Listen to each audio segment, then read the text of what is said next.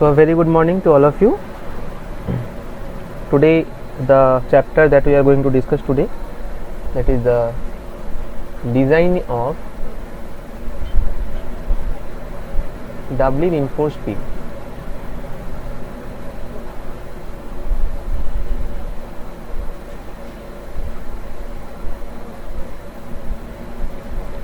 Designing of doubly reinforced beam. This chapter we will start from today. Okay. Now look, in the last class we have completed the designing of singly reinforced beam.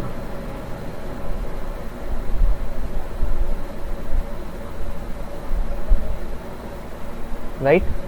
And in singly reinforced beam I have shown you the sections, that means how the strain diagram and stress block diagrams looks like and how we get the formulas from the singly reinforced beam design. So definitely by the name, here it is singly and here it is doubly. So there are something double in case of doubly reinforced beam design, right? So to show that, definitely I need to show you the singly reinforced beam first, then I will show you the doubly reinforced beam. What is the comparison between those two?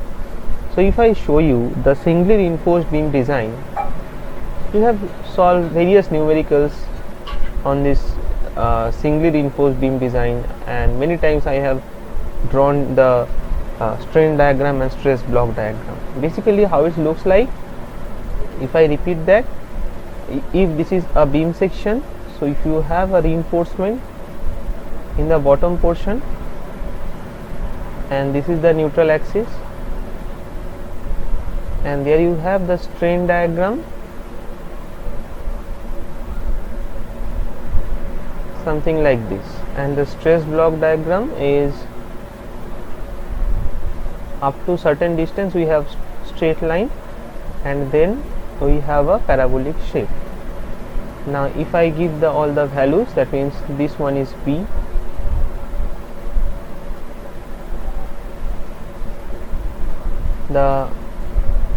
this is the effective depth from the center of the bottom reinforcement, and this is the overall depth, maybe denoted by capital D.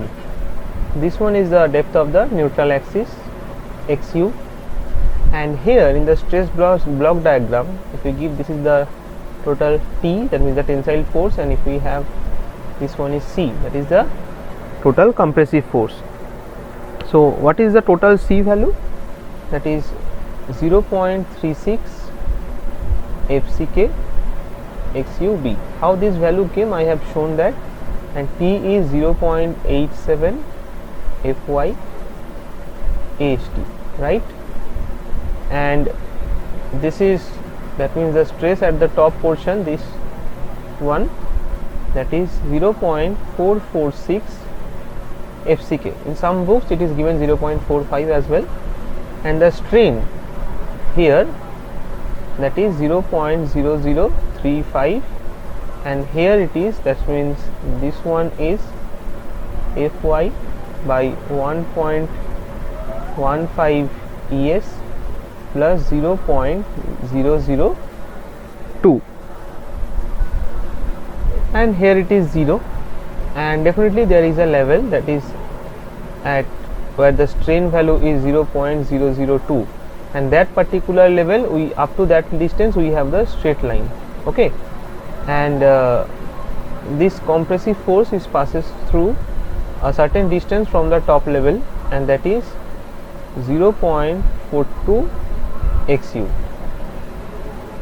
and this distance where the strain level is 0.002, that distance is 0.43 XU. So remember, these two things are very important. Here it is 0.43 and here it is 0.42. I have proved that using the Varigner's theorem, I think, if you have remembered that thing. Now this is whatever I have told, that is, this is for the singly reinforced beam section. Now coming to the doubly reinforced beam section. So what happened in case of doubly reinforced beam? Look here, in case of doubly reinforced beam, the reinforcement is provided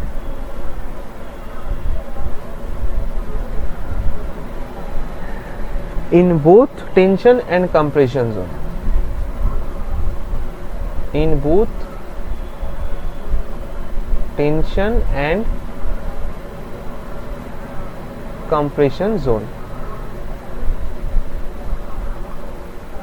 Now I hope you already know that where is the tension and compression zone. If you have a beam something like this,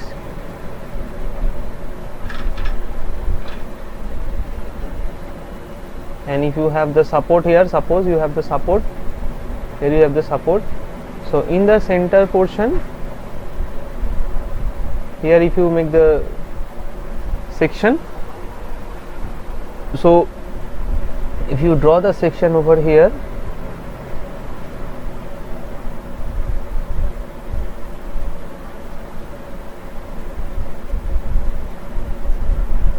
so generally in singly reinforced beam we have this kind of reinforcement, that is a bottom reinforcement. But in case of doubly reinforced beam, remember this is the neutral axis, so above the neutral axis we have the compression zone and below the neutral axis we have a tension zone. So in tension zone the reinforcements are already there, but in the compression zone we need to provide the reinforcement in case of doubly reinforced beam section. So these are the reinforcement which are provided in case of doubly reinforced beam section design, and these are denoted by ASC. That means, okay, I will write not here, I will write here ASC. Let's remove this. ASC is area of steel under compression. Okay, and these are similar to like previous one, that is AST, and AST means what? It is area of steel under tension. Done. Now what are the other dimensions? Those are same, like this one is D, and one more thing, this distance, that means from the center of the top reinforcement, that means AC to the above extreme top fiber, that distance denoted by D dash. Okay, so what that means what will be changed in case of stress block diagram and strain diagram, where the line of action of the force will be acting. That thing we need to know in case of doubly reinforced beam section. So one by one I will told you each and everything. So this is D. So let us draw the strain diagram over here. So strain diagram will be something like this at this level.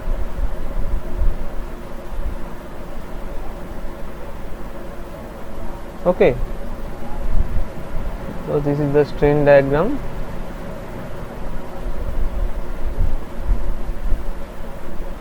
Okay, so where here the value will be same 0.0035, and here it is Fy by 1.15 ES plus 0.002. So this value, how it is coming, everything is written in the code. So if you follow the code, it will be very easy to understand. Now here let's draw the stress block diagram. So stress block diagram, at a certain distance we have the straight line, then we have this parabolic shape, right?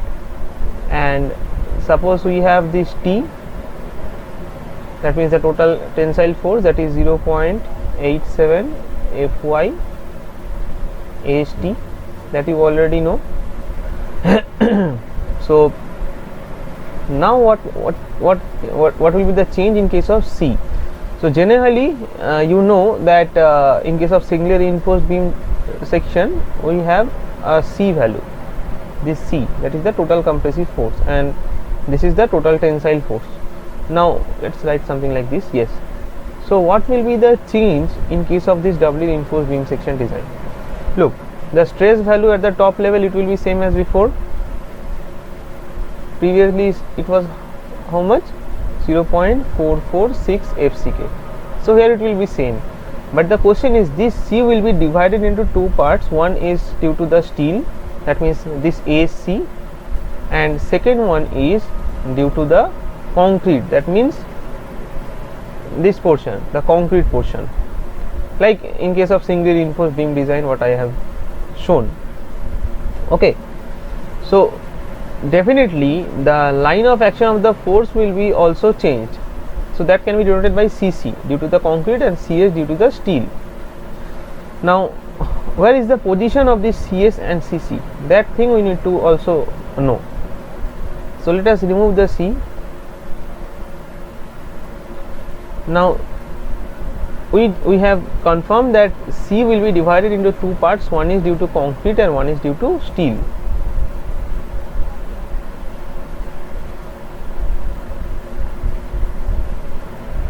One is due to steel. Now the concrete position will be remain unchanged, because we know that it will be passes from 0.42 XU from the top. This distance is 0.42 XU, but where this particular CS will be passes through, in which level? CS will be passes through a distance of D dash from the top. Okay, you can see here it is from the D dash distance, it is at a D dash distance. So if you have a distance, one second, yes, so you consider this CS will be maybe at this distance, maybe at this particular level. Okay, so let us remove this. Okay, so now it is better if I change the color, but it's okay. So you can see where this CS, that means the compressive force which is due to the steel, which is acting at D dash distance from the top of the beam. So D dash distance, so we can write it here. Let's extend it.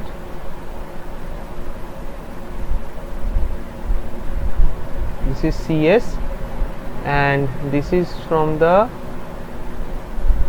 this much distance, and this one is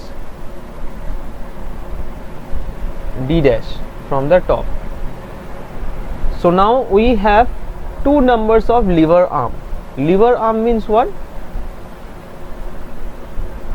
Lever arm. So we have two numbers of lever arm. One will be due to the this one, that means due to CC, that is compressive force due to the concrete. So the perpendicular distance between CC and this tensile force, this one gives you one lever arm. So that value of this lever arm will be D minus 0.42 XU, and another lever arm will be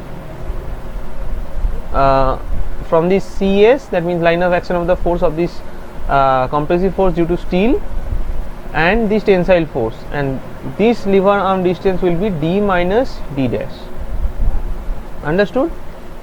So lever arm will be D minus 0.42 XU, this is one, and D minus D dash, this is another one.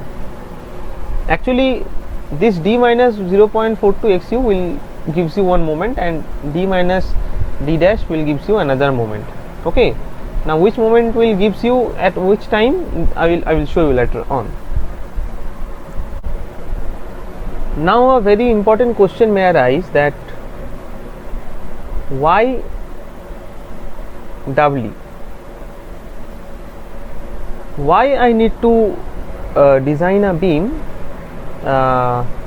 in this particular system, that is doubly reinforced beam design? Look, The first point is, if you see in architectural point of view,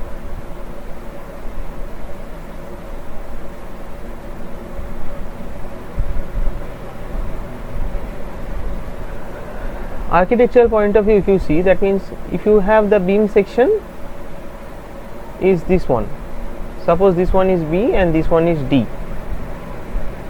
Now without increase the value of this D, without increasing the value of this overall depth, if you want to increase the load carrying capacity of the beam, you can provide the reinforcement in the compression zone, that means here. In singly reinforced beam we have reinforcement in the bottom portion, it is clear, but if you put the ASC, that means area of steel under compression, that I have shown above, if you put that in your beam, so that you can increase the load carrying capacity of the beam and can take the extra moment which can't carried by the singly reinforced beam section. So that is one point. And second point is, if you have moving load,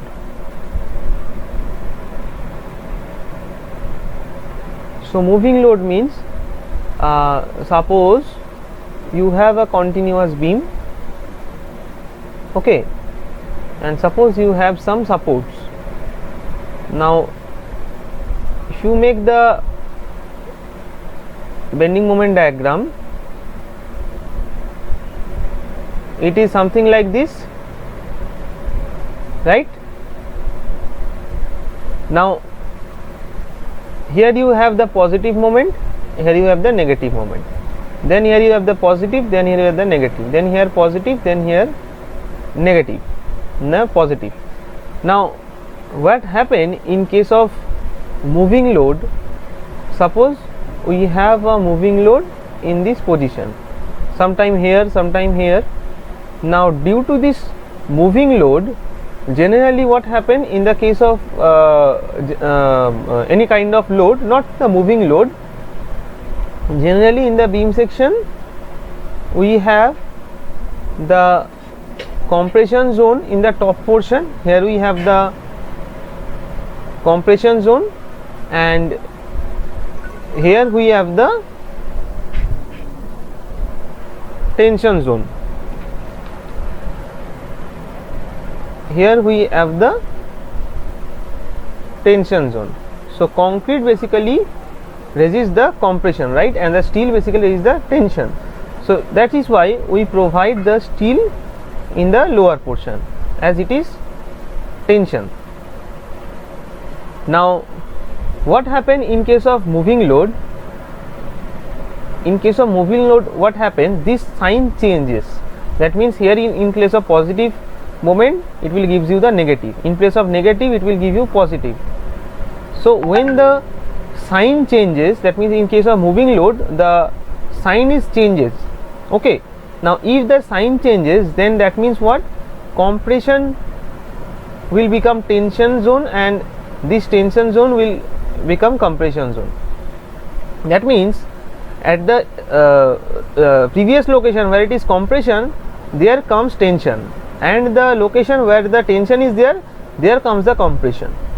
So you can see when the tension zone coming to this compression zone, there is no reinforcement. Look, there is no reinforcement here. So if there is no reinforcement in this particular zone, that means the compression zone, definitely it will fail. So for that cases we need to provide the reinforcement over here, right? We need to provide the reinforcement over here. Then it will be safe, because these steel revers, they can resist the tension which is coming due to the moving load. So that is why doubly reinforced beam section is preferable where there is a moving load. Okay. So this is the second point and very important thing. So there are some such cases due to which we generally make the beam design in doubly reinforced manner. Okay.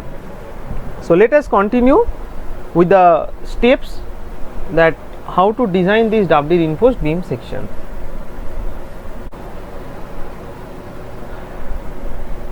Look, if I compare the doubly reinforced beam section, suppose this is the doubly reinforced beam section, where I have told you several times that in the lower portion we have reinforcement as well as in the upper portion we have the reinforcement. So here it is B and overall depth is D. Now it can be represented as summation of two separate beams. What is those beams? Look, first one is the, considering it as a, first one is the yes, so first one is the, considering it as a singly reinforced beam.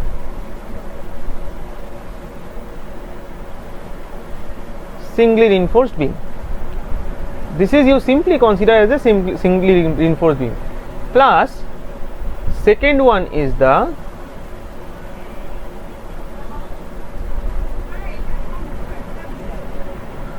in this portion we need to provide the reinforcement for the extra moment which is not carried by the singly reinforced beam sections. And also if you give the nomenclature, this one is AST, so it will be AST1 and it will be AST2, and this one is the ASC that I have told earlier. ASC means area of steel under compression, this is area of steel under tension, this is area of steel under tension. So this is AST1 due to when you consider it as a singly reinforced beam design. And yes, so yes, the thing you need to understand that suppose you need to make a beam, you need to design a beam in such a way that it can take the moment of 200 kilonewton meter, suppose. Now firstly what you need to do at the time of beam design, you consider the beam is as a singly. Now as per your dimension you determine what is the moment of resistance, or yes, what is the moment of resistance considering it as a singly reinforced beam section. So suppose after determination your value will coming around 150 kilonewton meter. So what is the extra moment? What is the extra moment that is remaining? Definitely it will fail because singly reinforced beam section it is taking only 150, but you need at least 200. So what is the extra moment? Extra moment is 200 minus 150, 50 kilonewton meter. This is the extra moment, and for this extra moment you need to consider this section. This is the main thing that I need to show. I hope you understand. Repeating once again, look, this is the doubly reinforced beam section, this is the doubly reinforced beam section, and you can write this is as a combination of two beam section. First one is considered as a singly reinforced beam section, and the extra moment which you get, that is after subtracting the moment of this singly reinforced beam section, that will be designed as this one. Okay, and here basically you will get AST2, you can see this one is AST2 and this one is the ASC, that means area of steel under compression. This is the area of steel under tension for the balanced moment, and this is the area of steel under tension by considering it as a singly reinforced beam section, and this is the doubly reinforced beam section that finally when you got the values you can put it over here. So this is the technical description of the designing of doubly beam section. So rest of the part is very easy. There we just need, I will show you the steps or the procedure how you can design a doubly reinforced beam sections. Okay, so let us continue with the design step of doubly reinforced beam section. That is very easy.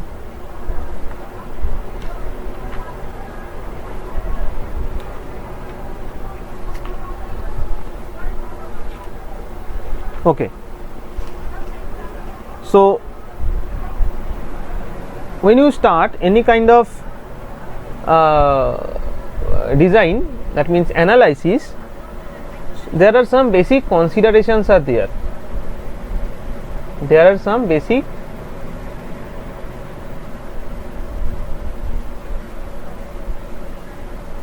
considerations are there. So here also we will have some considerations. What are they? It is very important.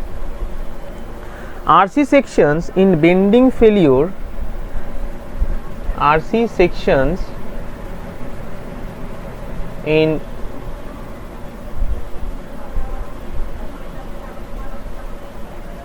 bending failure, or you can say RC sections in bending fails when the compression stress, when the compression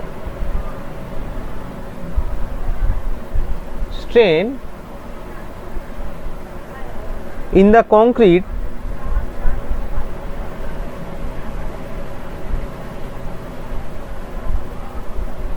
reaches the value of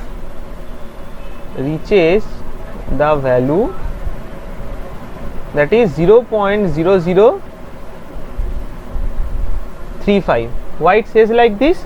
Look, when I show you the strain diagram, you can see at the extreme end the value of the strain is 0.0035. It is at the extreme end. So if this value increase, that means if the strain value is greater than this, so definitely the beam will collapse.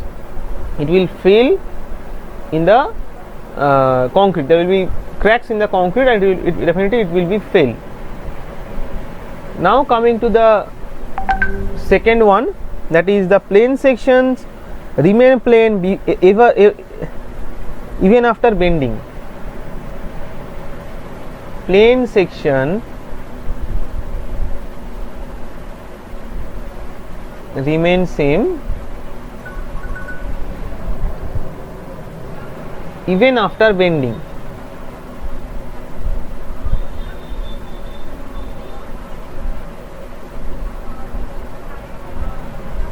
Okay,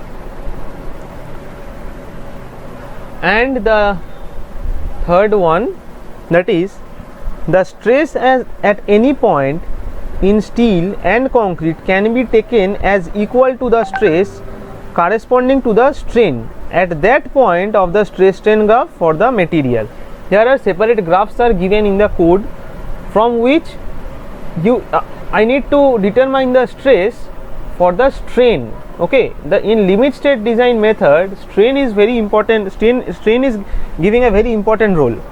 So we will see the value of the strain, because strain is equal for the RCC, and that means the steel bar as well as the concrete. So we will determine the strain value, then we will determine the corresponding stress value for the steel or the concrete separately. Okay, that is the point given here. So let's write the stress at any point in steel and concrete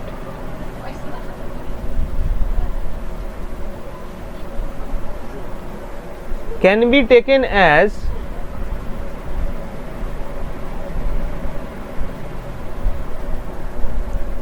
equal to the stress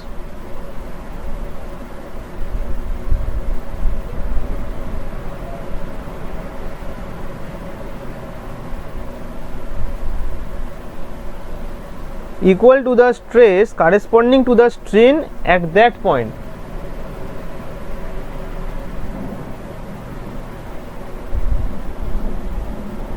At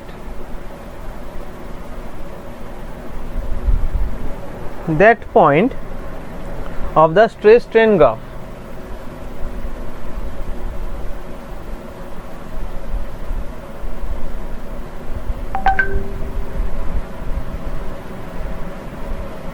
Of the stress strain graph for the material.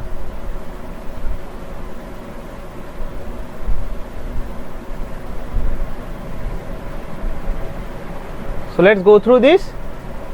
RC section in bending fails when compression strain in the concrete reaches the value of 0.0035. Plane sections 0035 means I have shown you in the strain diagram at the extreme end the value of the strain is 0.0035. So when it reaches that value the beam will fail. Plane section remains same even after bending. This is given in the code. The stress at any point in steel and concrete can be taken as equal to the stress corresponding to the strain at that point of the stress strain graph for the material.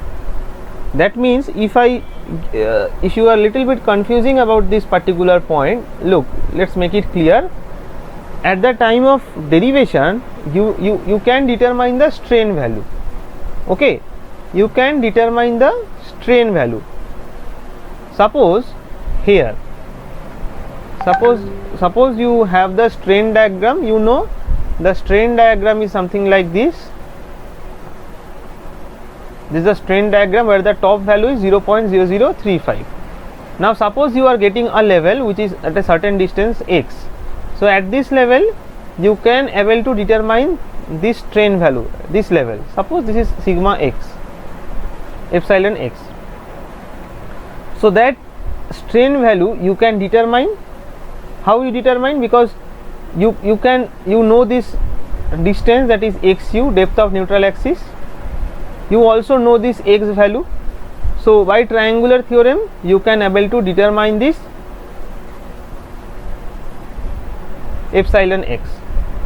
Okay, now when you determine this epsilon x, suppose that will give, suppose this is m. So we need to determine the corresponding value of stress of this strain. Okay, so for that you go to the code, and here if you want to determine the stress for the concrete, then follow this diagram. You can see in this side you have strain and in this side you have stress. So depending on the value of the strain you can determine the stress for the concrete. This is for the concrete. Now if you need to determine the stress for the steel, then you need to follow this diagram. If you have torch steel, generally we have torch steel Fe415. So in this direction you can see you have the strain value, and in this direction you can have the stress value, right? So depending on the value of the strain you can determine the stress. So this is the thing that, and this is for the steel, torch steel, and this diagram is for the mild steel. Okay, so from this diagram you can determine the stress. So this is the thing I want to discuss. So these are the basic considerations for the doubly reinforced beam section design. Okay, so now let us continue with the analysis part of the doubly reinforced beam section. So analysis part, let us write analysis of doubly reinforced beam section. Okay, now in this analysis part let us draw a doubly reinforced beam section. Suppose we have here 3 reinforcement, and suppose we have here 2 reinforcement. Okay, now if we consider this is the neutral axis, we can draw the strain diagram in such a way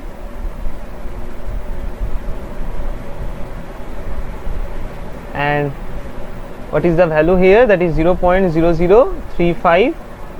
Here it is Fy by 1.15 ES, plus 0.002. This one is D, this one is D, and this one is how much? D dash. I have told you, na? So we can determine the stress block diagram as well. Up to this distance we have straight line, then we have this kind of thing, parabolic shape, and here we have two forces. One is due to the steel CS and one is due to the concrete, that is CC. Tensile force will be single T. Okay, and this is 0.446 FCK, the stress value, and here this distance is D dash and this distance is 0.42 XU. Clear? Now as we have in the compression zone two forces, one is due to the steel and one is due to the concrete, so we can write that C equals to CS plus CC. Okay, and what is C? That is the total force in concrete.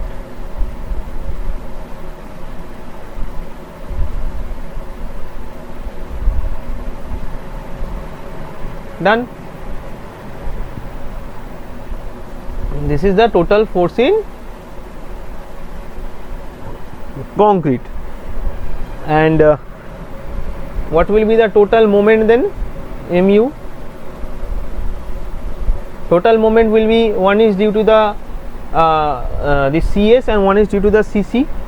So if we consider first one, that means maybe this one CC, so CC into the lever arm, and what is that lever arm? That lever arm is this one. Okay, and when you consider the CS, the lever arm will be this one. So you can write CC into D minus 0.42 XU plus CS into D minus D dash. Okay, is it clear to all of you?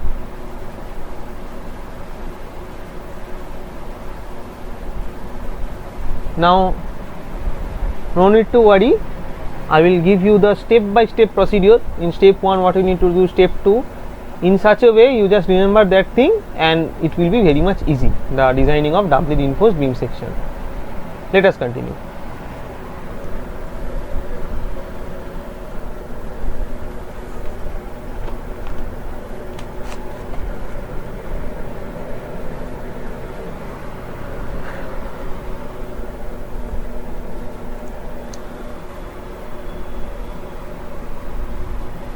So the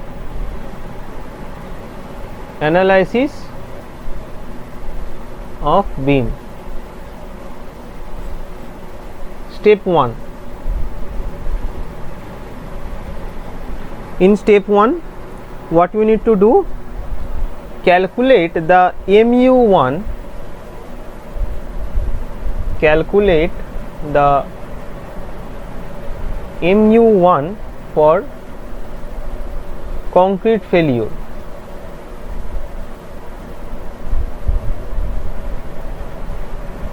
For concrete failure as a singly reinforced beam.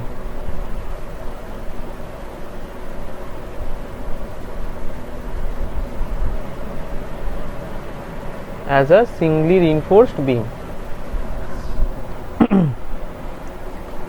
That means what?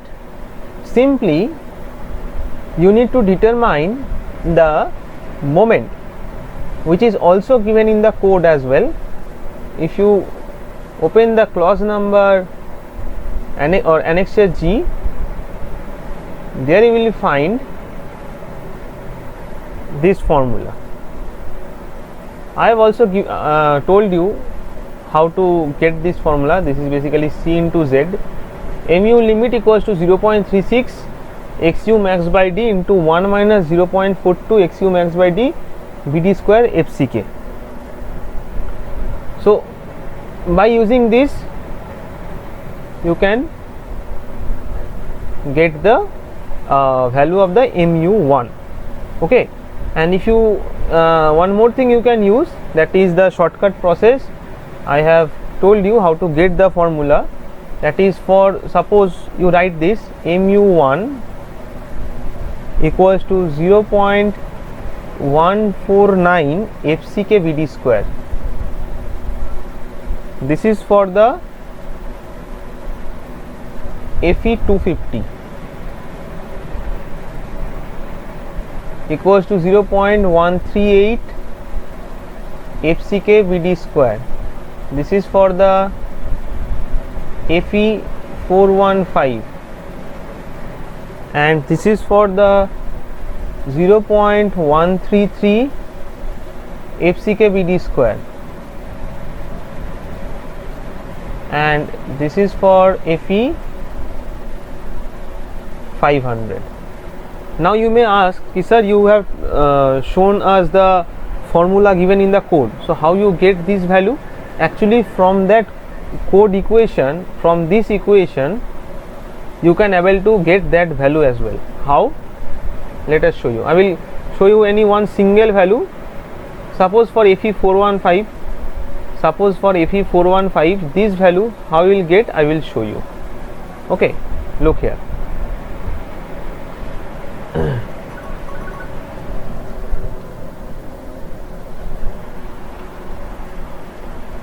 In this formula, if you put the value of this xu max by d here and here, just only in two places, if you put the value of this xu max by d, you can able to get that value. How? Look, first determine what is the value of this xu max by d for which grade of concrete? Fe415. For that you go to page number 69.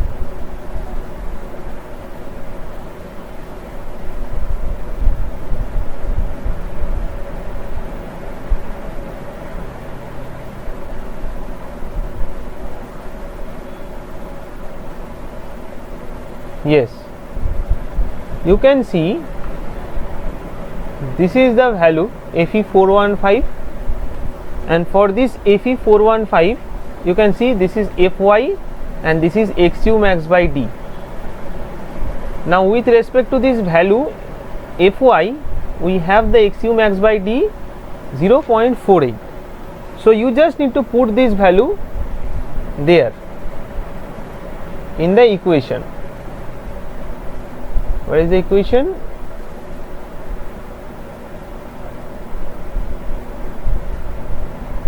Yes, this one. So here you simply put the value, that is how much? 0.48, right? That I have shown 0.48 here also and here also.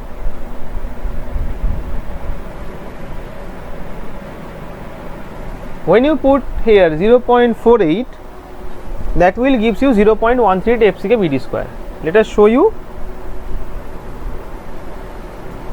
Look, I will first solve this the portion which is inside the bracket. So 0.42 into 0.48, so 0.2016. So let's 1 minus 0.2016. Now it should be multiplied with 0.48, that should be multiplied with 0.36. Look here, 0.137963, it is near about 0.138. So in this way I got the value, this one. Is it clear to all of you? Look here, I have got this value 0.138 FCK Vd square for Fe415. Similarly, if you put the value of Fe250 and Fe500, you can also get the value. And if you now one question may arise, that said you can determine the value of this 250, 415 and 500. What about others? Because we have more grades are there, 550, 600 TMT bars, various advertisements are there, right? So how can we determine the XU max by D? Actually for these three cases we know the value of the XU max by D. These ratios are known for these three gates. Actually these three are given in the code, but what about others? If you go through the previous 2 or 3 lectures in this limit state design method, in design of singly reinforced beam design, there I have shown how you can determine this XU max by D value for the other grades of concretes. Okay, so you can also see the video and you can determine. And if you know the XU max by D value, generally in the question only these three gates are there, but if in real cases, that means if you are going to design your own building, for that cases you need those values. Okay, so let's move on.